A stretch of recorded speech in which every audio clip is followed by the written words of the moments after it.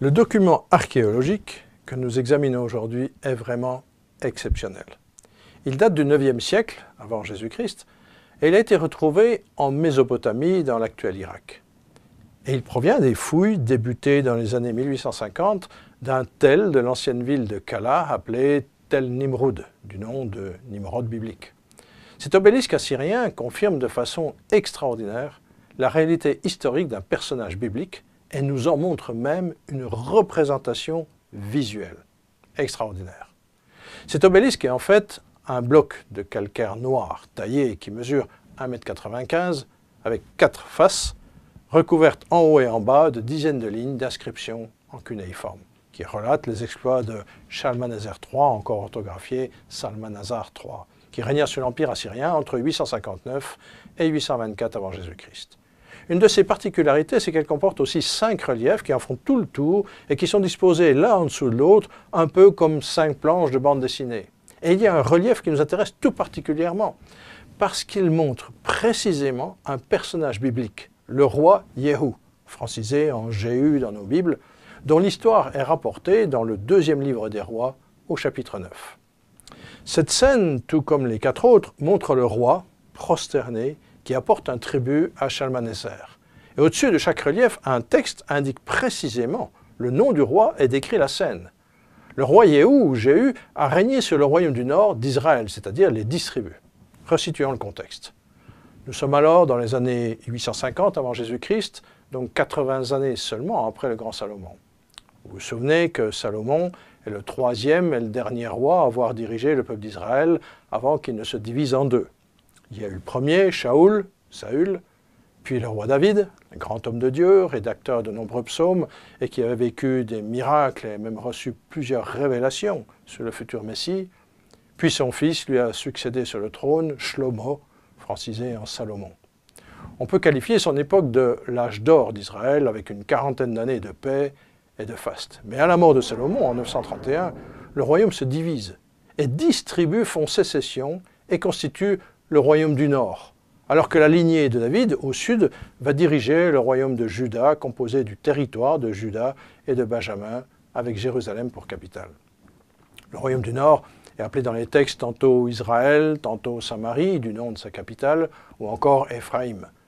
Ce royaume et ses dirigeants ont tourné le dos à l'Éternel, ce qui va les conduire à s'enfoncer toujours plus dans le paganisme, l'adoration des faux dieux, l'occultisme, et finalement à tomber sous le jugement de Dieu et finir déportés en Assyrie.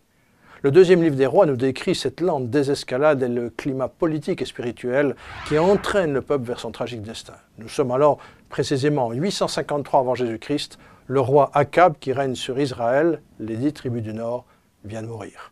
Akab était marié à la terrible Jézabel, femme sanguinaire et idolâtre.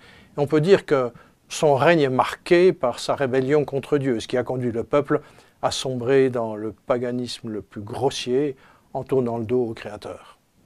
Son fils Akazia, après un très court règne, meurt prématurément. Puis c'est le règne de Joram, ou Joram en français, qui dure 10 ans. En 841, un capitaine militaire, Yéhou, ou Jéhu, celui qui nous intéresse aujourd'hui, est intronisé comme roi, et il reçoit du prophète Élisée l'ordre de détruire tous les descendants d'Akab. Yéhou va faire égorger les 70 fils d'Akab et faire disparaître tous ses proches, les prêtres des idoles, etc. Puis il va se rendre dans la ville de Jézabel et il va la faire jeter par la fenêtre. Et son cadavre finira dévoré par les chiens. Et c'est au début de son règne qu'il fait allégeance au roi d'Assyrie, en lui apportant un présent. C'était une façon d'indiquer qu'il ne voulait pas résister au puissant empire assyrien, mais qu'il se soumettait. La scène sur les 4 faces de la stèle montre Jéhu prosterné, en tête de sa délégation qui apporte des présents à Shalmaneser. Le texte cunéiforme dit explicitement « J'ai accepté le tribut de Jéhu, fils d'Omri ». On voit ici le texte cunéiforme qui mentionne Jéhu. J'ai accepté le tribut de Jéhu, fils d'Omri, de l'argent, de l'or, un bol d'or, une coupe d'or, des gobelets d'or, du plomb, ou peut-être du cuivre, des bâtons, ou peut-être des sceptres, pour la main du roi et des javelots. Voilà donc une inscription très claire. L'inscription assyrienne n'est d'ailleurs pas tout à fait exacte parce que Jéhu, bien que successeur lointain d'Omri, n'était pas vraiment de sa famille. Mais pour les Assyriens, c'était un des fils d'Omri. Nous avons donc ici une attestation archéologique d'un personnage dont la Bible parle en détail.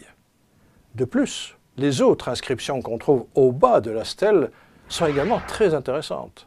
Elles constituent ce qu'on a appelé les annales de Shalmaneser III, dans lesquelles ces hauts faits de guerre, ces conquêtes, sont répertoriés pour chacune des années de son règne, année après année. Ce long texte commence par citer les ancêtres et les divinités auxquelles Shalmaneser rend un vibrant hommage. Il commence par citer l'ancêtre de son peuple, Achour, ancêtre dont le nom est mentionné dans Genèse 10, comme nous l'avons vu en parlant de Ninive. Le texte dit « Achour, le grand seigneur, roi de tous les grands dieux, Anou, roi et seigneur des terres, Enlil, l'exalté, père des dieux, etc., etc. » Puis il se présente. Shalmaneser, roi de tous les peuples, seigneur, prêtre d'Achour, roi puissant, roi des 4 régions, soleil des peuples, etc., etc. On comprend bien que cet obélisque avait été érigé en son honneur et qu'à l'époque, les rois n'étaient pas avares en éloges pour eux-mêmes. Et plus bas, dans ces annales, à la 97e ligne, on peut lire ceci. Dans la 18e année, sous-entendu de son règne, je traversai l'Euphrate pour la 16e fois. Hazaël de Damas vint pour me combattre. Je capturai 1121 de ses chars et 470 de ses cavaliers avec tout son camp. Ce texte court est également très intéressant, puisqu'il cite encore un autre roi de l'époque. Il mentionne clairement Hazaël de Damas, donc le roi de Syrie. Et si on se reporte à la Bible, on trouve effectivement mention d'Hazaël, roi de Syrie, au chapitre 8 du même livre des rois. C'est donc bien une attestation totalement extérieure à la Bible, dans un autre pays et dans une autre langue, de l'historicité de toute cette époque, du contexte et des personnages mentionnés simplement dans le récit biblique. Impressionnant, n'est-ce pas? Avant de terminer, je dois faire cette fois encore une remarque importante. Vous savez qu'aujourd'hui, certains soi-disant experts remettent totalement en question l'existence réelle de David, Salomon, etc. Ils parlent de mythes, de légendes, et nous expliquent que l'Ancien Testament est un récit historique fictif qui a été écrit pour rassurer les Juifs lorsqu'ils ont vécu des heures difficiles.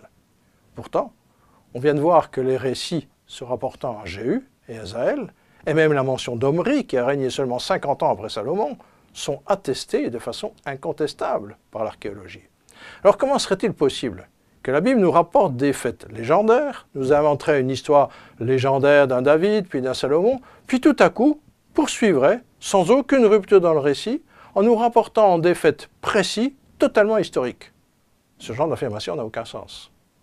Une fois de plus, la Bible contient des détails, confirmés par l'archéologie, qui nous permettent d'être certains de l'existence et des règnes bien réels de ces rois, mais aussi des prophètes, comme Élisée, qui avait personnellement missionné Jéhu, et qui avait aussi oint Hazaël sur le trône de Syrie. Donc indirectement, on peut dire que la mention précise d'un Jéhu ou d'un Hazaël, situés avec exactitude dans le bon contexte géopolitique et exactement à la bonne époque, sont des signes clairs de l'authenticité de toute cette époque de l'histoire royale d'Israël. C'est intéressant, n'est-ce pas? Je vous laisse y réfléchir.